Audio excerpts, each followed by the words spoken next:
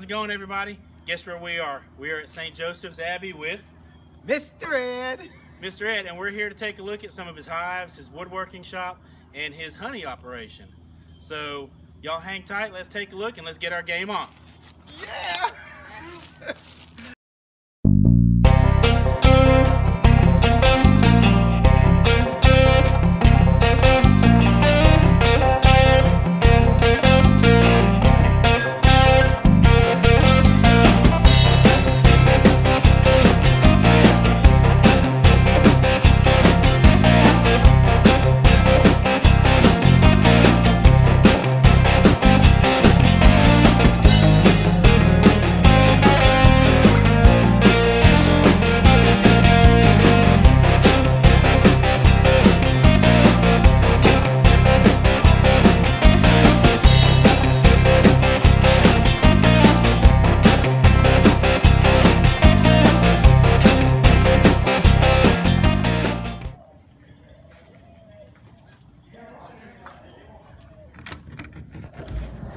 It was a swarm that moved in. That's where they moved into.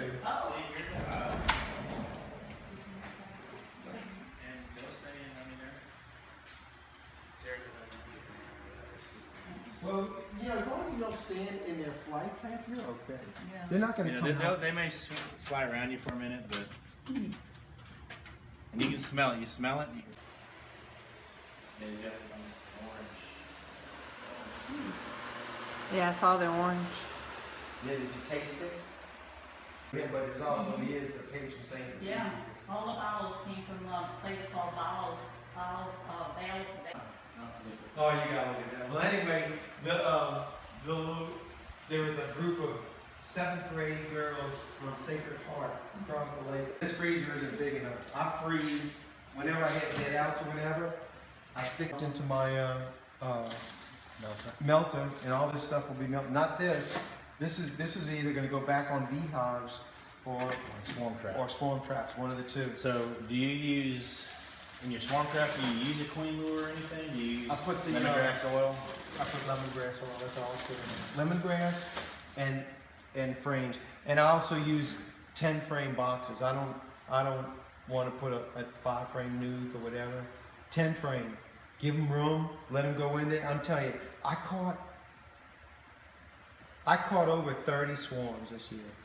Now, in that number 30, there were several of them, probably at least 10 of those were swarms that had moved into a house that I took out within 2 or 3 days of them moving in.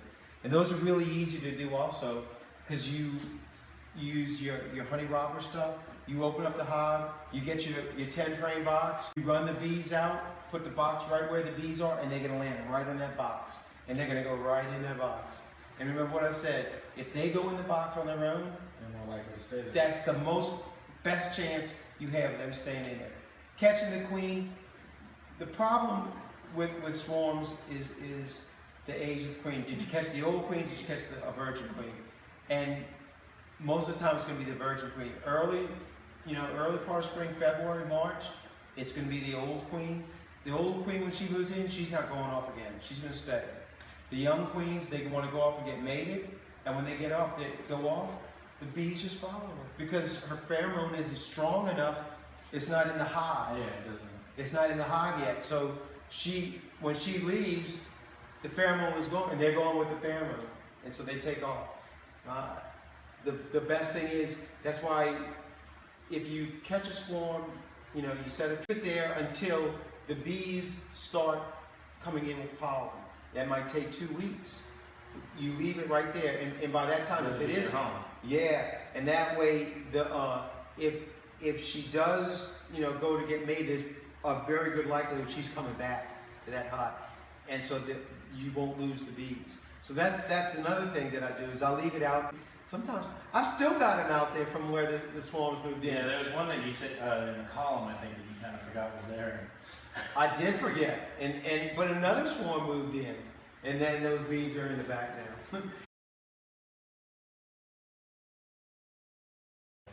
To regulate the suction on it, and I mean it works well. It's how much fatality do you get? Very little, because I've got a little gate on there where I can open and close the thing, but what I do is I end up leaving it all the way off. And it takes a while to suck them in that way because it's not very strong. Yeah. But here, this is on mine. This is my valve right here, and so that's how much.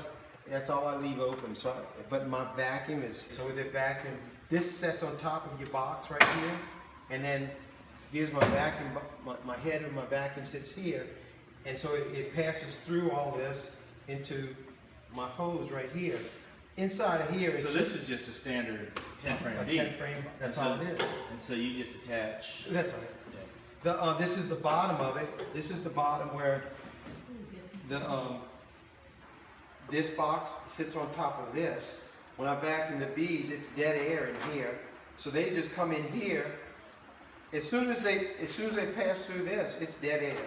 So they walk up on the box, and then they walk up onto your frame. So now the bees have something to sit on. You know, they're not just all. You really need to have something for them to attach themselves to. Otherwise, see, that's what I've ended up doing the last couple because I didn't feel comfortable leaving them in the box. So I have a box with me, and I end up moving him into the box. Partly because the last time there was a little boy there that he really live, and he wanted to. So okay, well I'll show you how. And He's really into the bees. A peacock, a rooster. See if he cock-a-doodle-doos.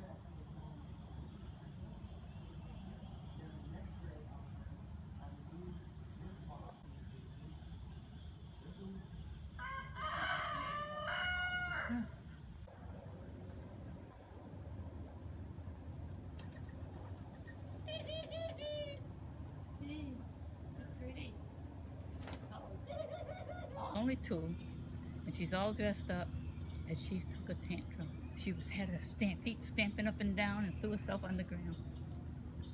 You can't stop a two dog. I wonder what he said he goes. They're poor bees. These are some strong bees. Strong bees. okay, now some of them have the nameplate and whatnot. I saw something on one of your videos. Yeah, those are people. They donate. They sponsor, and so one of their perks of sponsoring is they at the queen level they get their name on a plaque. If it's whether a worker or a drone, then you see the little decal on the side. That's a drone or a worker's sponsorship. So a little shout out then to the D'Amico. D'Amicos. I would have mangled that name. D'Amico. And then the McGuires. McGuires. They're the McGuires. They're one of the first ones, and these people came right behind them. That's actually a really good friend of mine, the D'Amicos. And you've just got them sitting right down on those parking Bumpers. That's what they are. And you don't have problems with rodents or anything getting in there? No, I don't like them that low. Now you'll see they're sitting on cinder blocks. That's how I do it. This is what I use now.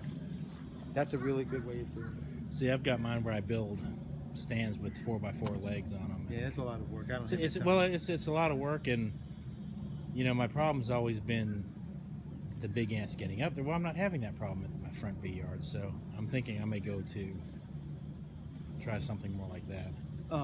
So it's a 10-foot on a 10-foot 6x6. I put 4 hives, and it's so simple. I can set that thing up in 5 minutes. Yeah, you can set it up in no time. Cinder blocks and some 6x6. I do it by myself, and I'm okay.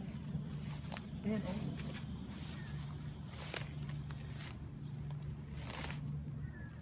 how do you like these beetle traps? Do you? I use them. I use them. They work. The best beetle trap though are the bees themselves. That's really the best thing. I use those Swiffer pads now too. Those yeah, I've heard that too. That's a dead out, obviously. Yep, that one didn't make it. Yeah. Yep, there go the ants in and out, so they found it.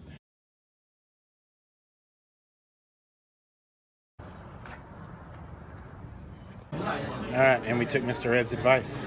Came to El Rancho and got the fajitas. Yeah. These look good. Good choice, Mr. Ed.